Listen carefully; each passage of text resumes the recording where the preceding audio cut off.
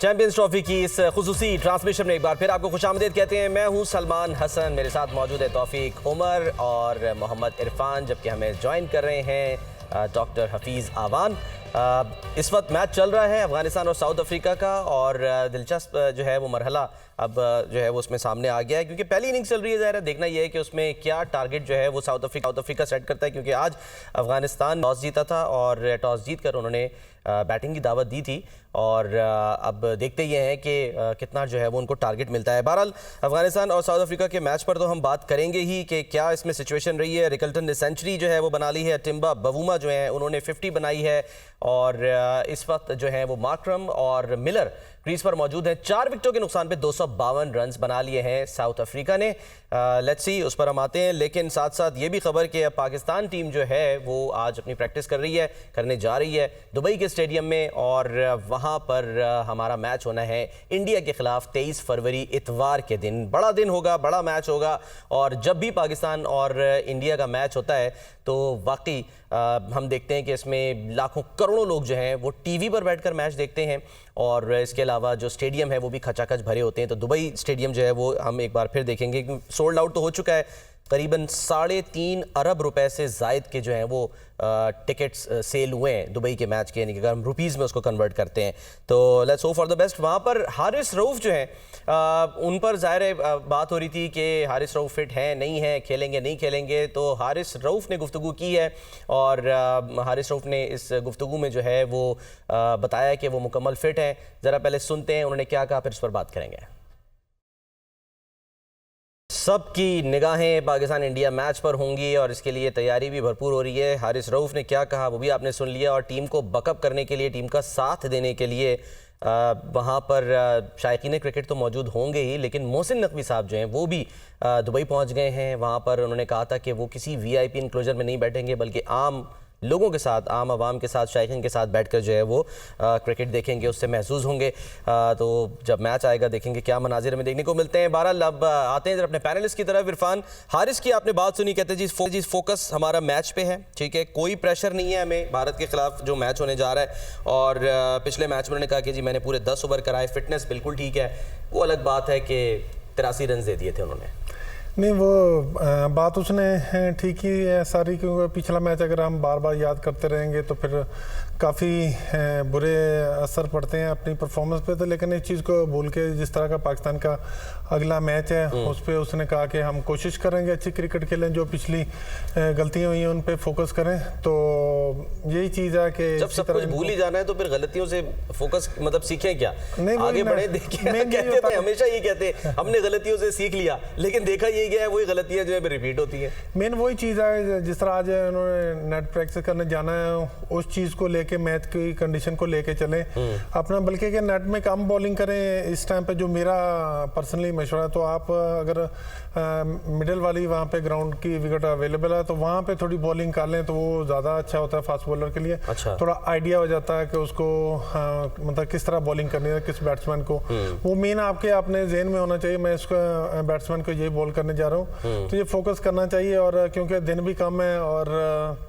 India को थोड़ा advantage ये है कि वो काफ़ी देर से वहाँ पे प्रैक्टिस कर रहे हैं। तो अगर ओवरऑल देखा जाए, उसने खुद ही बता दिया कि पाकिस्तान का रिकॉर्ड काफ़ी अच्छा है दुबई में इंडिया के खिलाफ। तो उम्मीद करते हैं कि ये अच्छा मैच होगा और पाकिस्तान इंशाल्लाह अच्छी परफॉर्मेंस करेगा। ठीक है तौफीक, आप भी ये समझते हैं सब कुछ भुला के जो है वो हमें इस मैच पर फोकस करना है, और हारिस जो हैं वो बता रहे हैं कि जी मैं मुकम्मल तौर पे फिट हूँ।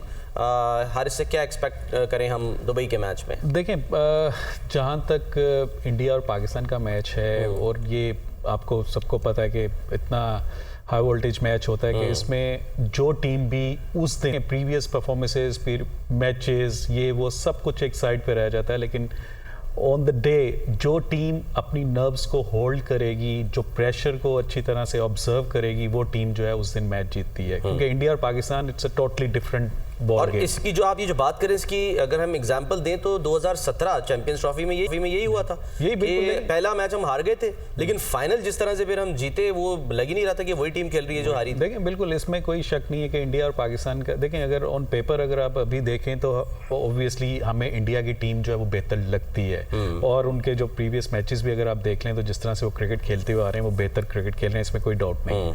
लेकिन इंडिया और पाकिस्तान मैं जैसे पहले कहा it's a different ball game.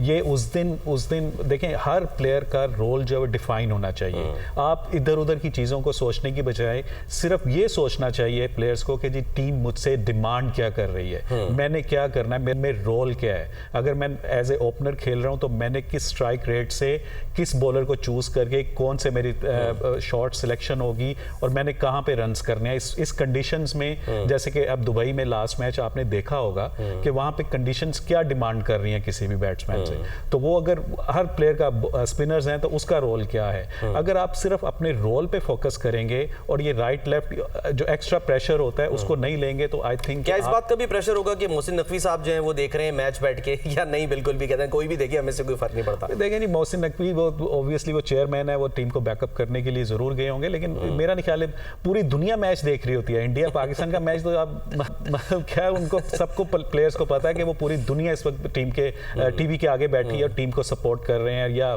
मतलब दूसरी टीम को सपोर्ट कर रहे हैं। तो आई थिंक कि ये तो हाई वोल्टेज मैच है, ये प्रेशर इसका डिफरेंट होता है। जैसा मैंने कहा कि इस प्रेशर को खत्म करने के लिए सिर्फ अपना जो आपका रोल हम्म। टीम आपसे क्या डिमांड कर रही है उस पर फोकस करें और आप आई थिंक उसमें अगर डॉक्टर साहब एक मैच पर फोकस कर लें या जहन में रखें, हमें तो वही मैच जाहिर है याद भी अच्छी तरह, यही ग्राउंड था और 152 रन बगैर किसी नुकसान के पाकिस्तान ने बना लिए थे, बाबर और रिजवान ने, और वर्ल्ड कप का ही वो जो है वो मैच था गालिबन।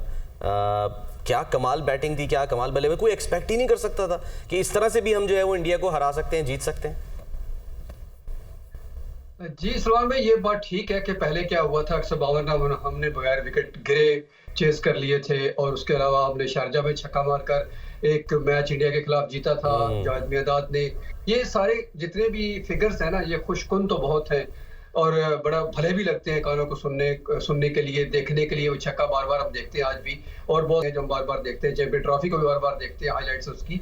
लेकिन ये सारी पास्ट है, अगर उस पर जाएंगे तो फिर तो आज के मैच का रिजल्ट ऑब्वियस हो गया, इसका मतलब है। तो ये आज की क्रिकेट है, आज कौन होल्ड करेगा अपने आप को, अपने नर्व्स को, जैसे अभी तौफीक भाई ने भी कहा, उस दिन पर्टिकुलर डे पे कौन क्या परफॉर्म करता है, और हर एक प्लेयर अपने आप को कंट्रोल में रख के टीम के साथ जेल होके पर्सनल माइलस्टोन से निकल के टीम के लिए खेलता है, तो वो है। जैसे कल की अगर मैच की मिसाल दें तो इंडिया 228 चेज करते हुए, मतलब ये तो नहीं मैं कहता कि बिल्कुल इंडिया के लिए बहुत मुश्किल हो गया था, लेकिन एक सिचुएशन ऐसी आ गई थी कि थोड़ी मुश्किल हो गई थी और इंडिया ने उसको होल्ड किया नर्व्स को, और देखे कि जो ओपनर था वो 100 रन कर गया। 129 वालों पे 101 किए शुभमन गिल ने।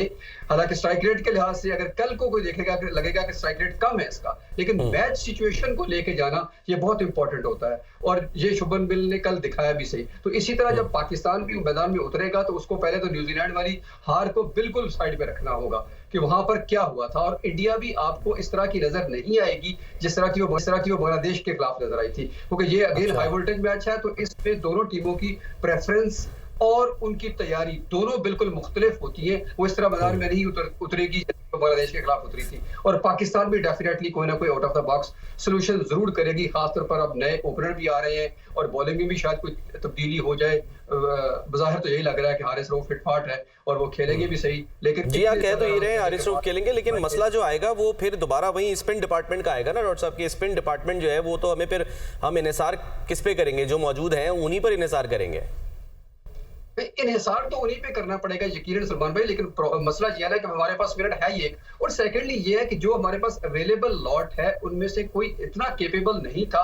अगर सुफियान मुकीम को बार बार हम जिक्र करेंगे उसी का कि उसको अगर ले जाते तो शायद बेहतर होता, शायद तो कुछ फर्क पड़ जाता उससे, लेकिन अदर देन दैट अगर शादाब को हमने बाहर बिठा दिया या किसी और को तो इतना फर्क नहीं पड़ने वाला। और दूसरी बात यह है कि इंडिया जितना अच्छा स्पिन को खेलता है उससे उनको कोई फर्क नहीं पड़ता कि पाकिस्तान का कोई ऐसा स्पिनर है मुश्ताक अहमद या सकलान मुश्ताक तो हमारे पास है नहीं, तो जो मौजूद है उनमें से जिस तरह है तो हमने वो मतलब पार्ट टाइमर के साथ ही गुजारा करना है, क्योंकि इतना कोई भी मेरा नहीं ख्याल कि कोई अहल स्पिनर था जिसको हमने बाहर छोड़ दिया। हाँ, नंबर अगर बढ़ा लेते हम तो एक स्पिनर की कमी महसूस जरूर की जा रही है, लेकिन अगर वो वही बात है कि वो जहां हमारे वो बाहर हो गए एक मौका, डॉक्टर साहब जरा मैं ये सवाल रखता हूँ तौफीक की तरफ कि तौफीक साहब ये एक मौका आया था, लेकिन जाहिर है फौरी तौर पे तो यही हुआ कि नहीं जी जो रेगुलर ओपनर है आप वही लेकर आए, लेकिन क्या बैक ऑफ द माइंड को ये सोचा जा सकता था कि अभी एक मौका मिला है, चलो जी हम बैटिंग जो है वो ऊपर नीचे कर लेते हैं, एक स्पिनर जो है उसको शामिल कर लेते हैं?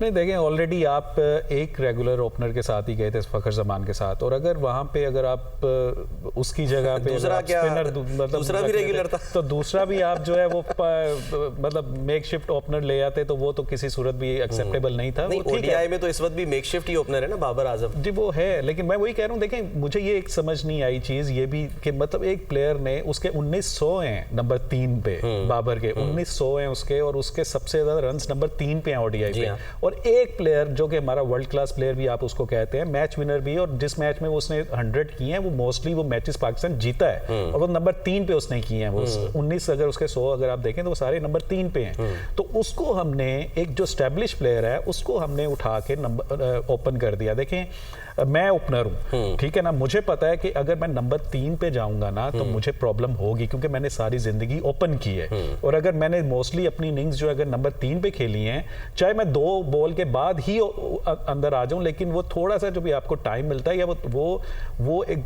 आपको एक रीथिंक करने में, अपनी इनिंग्स को प्लान करने में वो हेल्प करता है। तो ऑब्वियसली अगर आप नंबर 3 के बैट्समैन को ओपन लेके आएंगे तो उसके लिए मुश्किल होगी, जो कि हमें नजर आई है कि बाबर की है। और डॉक्टर साहब जो अभी बात कर रहे थे ना, देखें हमारे पास ऐसा नहीं है कि स्पिनर नहीं है। देखें आपने साउथ अफ्रीका टूर पे या आपने ऑस्ट्रेलिया टूर पे सुफियान मुकीम को साथ रखा, आपके पास उसामा मीर है, उसने अभी रिसेंटली एक मैच में 4 आउट किए हैं शाहीन की तरफ से, ठीक है। मैं ये नहीं, लेकिन ये शायद हमारा एक तरीका कार है, एक वो है क्या कह लें कि एक एसओपी है कि हम पहले प्लेयर को टीम में लेते हैं, फिर उसको पूरी दुनिया घुमाते हैं, अपने साथ रखते हैं, उसकी आओ भगत करते हैं, खिदमत करते हैं, फिर उसको उस टाइम पे मौका देते हैं कि जब शायद बनता नहीं हो कि उसको टीम में उन कंडीशंस में खिलाना चाहिए। देखें सलमान, अब कल आप अगर इंडिया वाला अगर आपने मैच देखा होगा तो वहां पे आपके स्पिनर्स ने डोमिनेट किया है। आपके तीनों स्पिनर देखें, अक्षर पटेल जो है वो एक हैट्रिक कर गए थे, ठीक है, और उसके बाद जडेजा ने जिस तरह की बॉलिंग की, और उसके आपका दूसरा जो है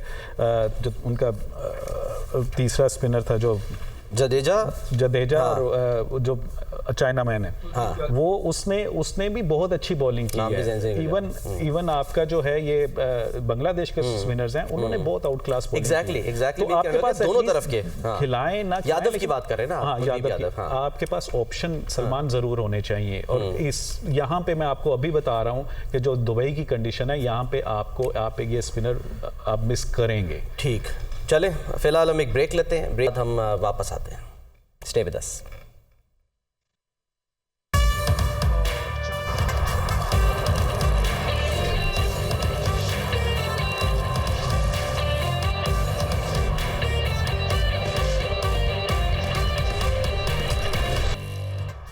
वेलकम बैक जी। South Africa versus Afghanistan match इस वक्त जारी है और 49वें ओवर का खेल चल रहा है। 299 रन्स बना लिए हैं 6 खिलाड़ियों के नुकसान पे साउथ अफ्रीका ने, और इस वक्त जो है वो मार्करम और मुल्डर मौजूद हैं, बल्कि मार्करम की जो है वो 50 भी हो गई है। तो आज बड़ी दिलचस्प हमें जो इनिंग्स देखने को मिली है, रिकल्टन कीपर भी हैं और इसके अलावा वो उन्होंने सेंचुरी बनाई, 103 रन्स उन्होंने जो है वो स्कोर किए। बवूमा ने जो है 58 रन्स बनाए, और अब मार्करम जो है वो अपनी निस सेंचुरी के बिल्कुल करीब है। पता नहीं, कोई मुझे ऐसा लगा कि शायद 50 होगी, 49 पे खेल रहे हैं। तो क्लासन को याद होगा आपको तौफीक के, उनको बॉल लग गई थी ट्राई नेशन सीरीज़ में हाथ पे कीपिंग के दौरान, तो अब वो जो है वो नहीं खेल रहे, लेकिन रिकल्टन आए, कीपिंग भी करेंगे, उन्होंने सेंचुरी भी जड़ दी। देखिए यही चीज़ है कि कोई जो सेटल टीम होती है ना, उनके कोई भी एक आध प्लेयर अगर चला जाता है तो जो उसको रिप्लेस करता है वो भी ऑलरेडी सेटल प्लेयर हो गई है अब मार्करम की, जो मैं कह रहा था। तो सलमान देखें, साउथ अफ्रीका की बैटिंग का जहाँ तक है, बैटिंग तो उनकी बहुत ही, पिछले जितने भी आप मैचेस भी देख लें तो उनके batters they all in good form, और वो परफॉर्म भी कर रहे हैं, और मतलब बड़े रन्स भी कर रहे हैं, 100 और 50 वो कर रहे हैं। एक टाइम पे जैसे ये लग रहा था मिलर और ये मॉर्कम खेल रहे थे, तो उस वक्त ये फील आ रही थी कि 330 तक ये करेंगे, लेकिन आई थिंक अफगानिस्तान ने काफ़ी कंटेन किया और 2 से 3 जो इन्होंने विकेट्स ली हैं उससे ये होगा कि आई थिंक ये 310 तक या 315 तक उनको पकड़ सकते हैं। अच्छा, तो आई थिंक ये इसमें कोई शक नहीं है जी कि क्लासन जो है वर्ल्ड क्लास प्लेयर है। ऑब्वियसली उसके ना होने से साउथ अफ्रीका को फर्क तो पड़ेगा, क्योंकि जैसे जैसे ये टूर्नामेंट आगे जाएगा तो जैसे नॉकआउट गेम्स आएंगी तो उसमें ऑब्वियसली आपको एक्सपीरियंस प्लेयर्स चाहिए होते हैं और वो प्लेयर्स चाहिए होते हैं जो मैच विनर हों। तो क्लासन वन ऑफ देम के जो मैच विनर है साउथ अफ्रीका का, और उसने रिसेंट पास्ट में अगर आप देखें तो उसमें उसने बहुत से मैचेस जितवाए हैं साउथ अफ्रीका को। जो T20 वर्ल्ड कप हुआ था उसमें भी जो है वो क्लासन ने बड़ी अच्छी इनिंग जो है वो खेली थी। फाइनल में बिल्कुल अगर क्लासन और एक आध ओवर रह जाता तो मैच तो फिनिश कर चुका था, लेकिन अनफॉर्चुनेटली वही साउथ अफ्रीका जैसे दे नोन एज ए चोकर्स, तो वो जो है वो एक टैग जो है वो हटा नहीं पा रहे काफी अरसे से वो लोग। जो मर्जी कर लें, जो मर्जी कर लें। अच्छा जी, आज का जो मैच है वो तो जाहिर है इरफान चल रहा है, लेकिन साथ साथ कुछ बातें, क्योंकि हम ब्रेक में भी बहुत सारी बातें कर रहे होते हैं, तो कुछ दिलचस्प वाकयात जो है वो सुना रहे हो, तो कुछ ऐसी चीज़ें होती हैं जो आप शेयर जो है वो कर सकते हैं। एक तो ये कि क्योंकि अभी कीपिंग की बात हो रही है तौफीक, तो आपको याद होगा 2003 का शायद वर्ल्ड कप था जिसमें राशिद लतीफ़ बैटिंग कर रहे थे और बॉल लग गई थी उनके सर पे। पिछले दिनों बल्कि राशिद भाई ने जिक्र भी किया है कि वो फिर जाहिर है कि कीपिंग करने के लिए नहीं आ सके थे, जिस तरह क्लासन जो है वो बाहर हो गए, तो फिर आपने उनकी जगह जो है वो कीपिंग की थी राशिद लतीफ़ की जगह, तो वो कैसा एक्सपीरियंस था, क्या हुआ था? देखिए सलमान, उसमें बिल्कुल ज़हीर खान का राशिद भाई को बॉल लग गया था और इंडिया और पाकिस्तान का मैच था, सेंचुरियन में 2003 वर्ल्ड कप का मैच था वो, और उसमें राशिद भाई को बैटिंग करते हुए ज़हीर खान का बॉल लग गया था, तो वो फिर उसके बाद वो कीपिंग के लिए नहीं जा सके थे, तो फिर मैंने उस मैच में कीपिंग की थी।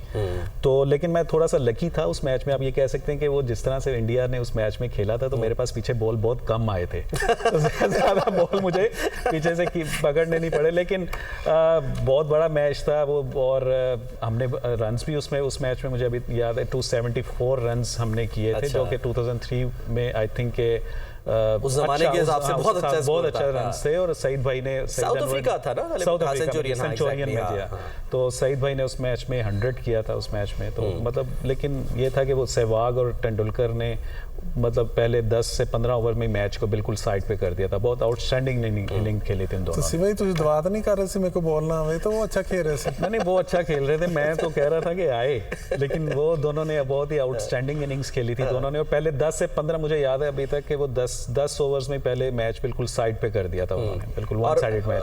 आप जो है मतलब वैसे नॉर्मली कीपिंग मतलब यानी कि कभी की थी, करते थे, या मैचेस में वैसे होता ही है ना, जैसे उमर अकमल हैं हमारे, कि उनको हमने देखा कि जी वो भी कीपिंग कर लेते हैं, वो पकड़े ना पकड़े वो अलग बात है। नहीं सलमान मैंने पहले मतलब क्लब में कुछ मैचेस में शायद मैंने की होगी, फिर मैंने टेस्ट मैच में भी की है, मेरे 4 से 5 टेस्ट मैच में कैचेस हैं कीपिंग में भी। अच्छा, तो कीपिंग का मुझे इतना मतलब कोई एक्सपीरियंस तो नहीं था, लेकिन इसी तरह अगर कोई अनफिट हो गया, किसी को कोई प्रॉब्लम हो गई, तो फिर मैंने कर ली पार्ट टाइम विकेट कीपर आप कह सकते हैं। I was not a regular wicket keeper. और इरफान, आप ज़ाहिर है जो बॉलर होता है उसकी जो अवलीन कोशिश या ख्वाहिश होती है वो यही होती है कि भाई मैं गेंद अच्छी करा रहा हूँ, तेज़ करा रहा हूँ, बाउंसर करा रहा हूँ। आप तो खड़े खड़े मेरे ख्याल है बाउंसर जो है वो करा दिया करते हैं, तो आपकी भी कोशिश होती है, ख्वाहिश होती है कि यार फला जो है ना वो मेरे साथ कीपर मौजूद हो, कीपिंग हो।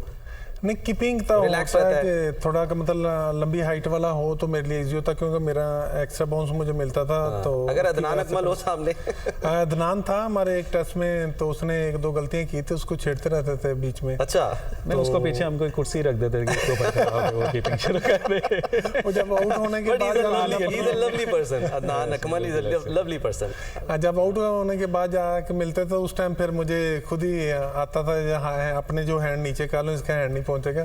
तो ये इस तरह की चीजें बीच में चलती रहती हैं, क्योंकि जब टेस्ट मैच खेलते हो इस तरह की चीजें आप ना करें तो आपका टाइम नहीं गुजरता, फिर उसके साथ फिर आप बोर भी होना शुरू हो जाते हैं। तो ये चीजें मैच में चलती रहती हैं। मुझे वो नाम याद नहीं आ रहा, वेस्ट इंडीज के एक आई थिंक विकेट कीपर थे, वो भी बड़ी उनकी वो शॉर्ट हाइटेड थे, नाम डू जॉन एग्जैक्टली, हाँ।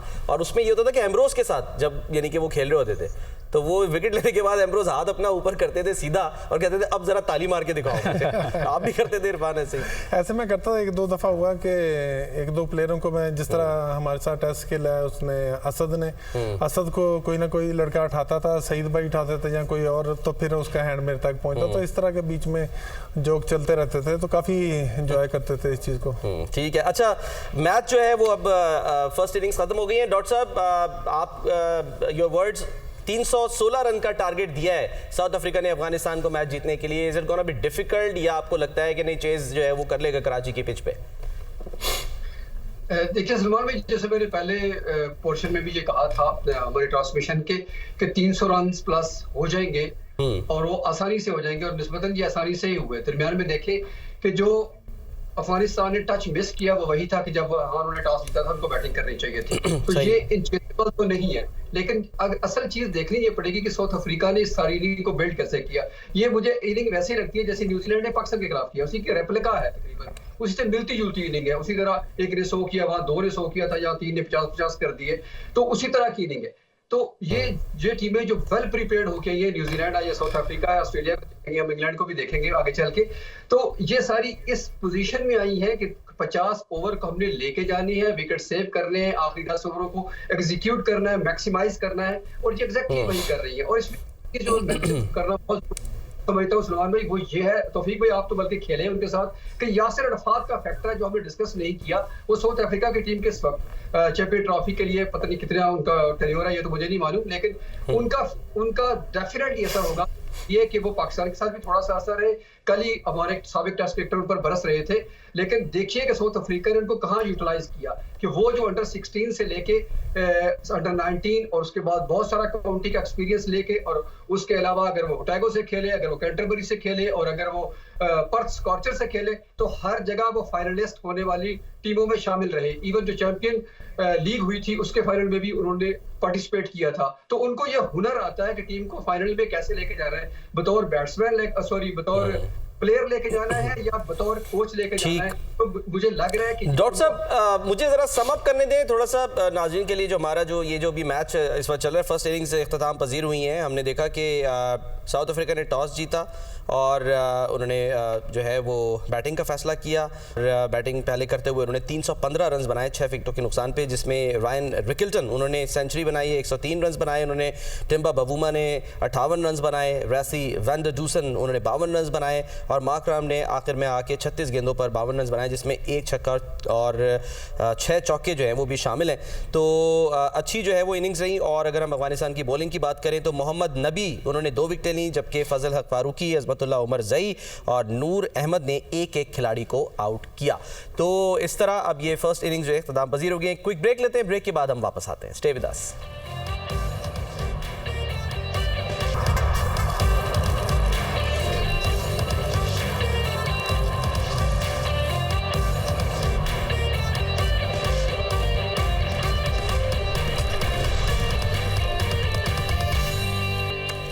Welcome back ji. और ये बॉटल मैं साइड पे कर दूं, असल में कुछ चीज़ें जो है वो मजबूरी हो जाती है मुझे। ब्रेक में मैंने जब ये बॉटल रखने की कोशिश की थी तो मैं झुक रहा था बहुत ज़्यादा नीचे, तो इरफान ने कहा यार मैं रख देता हूँ। इन्होंने ऐसे ही बैठे बैठे नहीं, दोबारा करके दिखाएं ज़रा मास्टर शॉट दिखाएं। ये इरफान ने कैसे, नहीं अभी नहीं, फिर से मास्टर शॉट पे आ जाओ भाई, खुदा के वास्ते।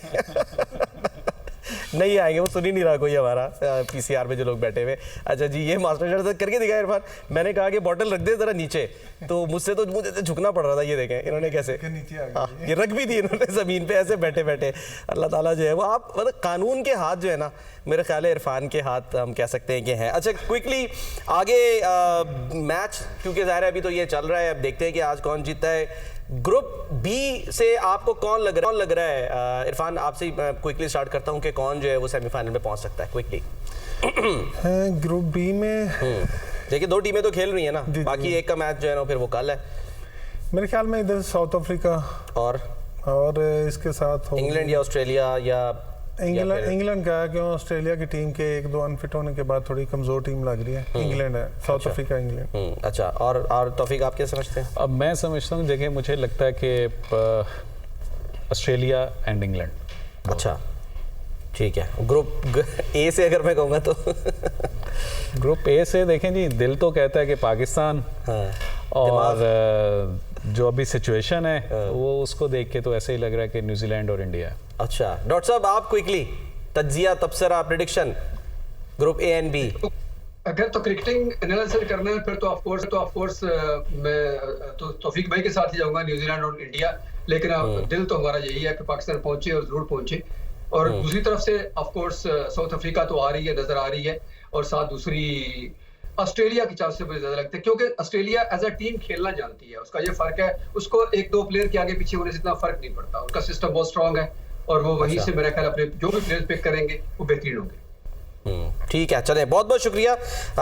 दैट्स इट, आज के लिए इतना ही। कल हमारा मुलाकात होगी। कल जो है वो बड़ा एक और अहम मैच है ऑस्ट्रेलिया और इंग्लैंड का, जो कि हमने देखा है कि वो भी रिवायती हरीफ ही हैं। तो लेट्स सी कि वहाँ पर जो है वो क्या होता है। उसकी ट्रांसमिशन लेके हम दोबारा 1 बजे कल दोपहर में हाजिर होंगे। अपना बहुत ख्याल रखिए, देखते रहिए आप दुनिया न्यूज़ की special transmission on champions trophy 2025।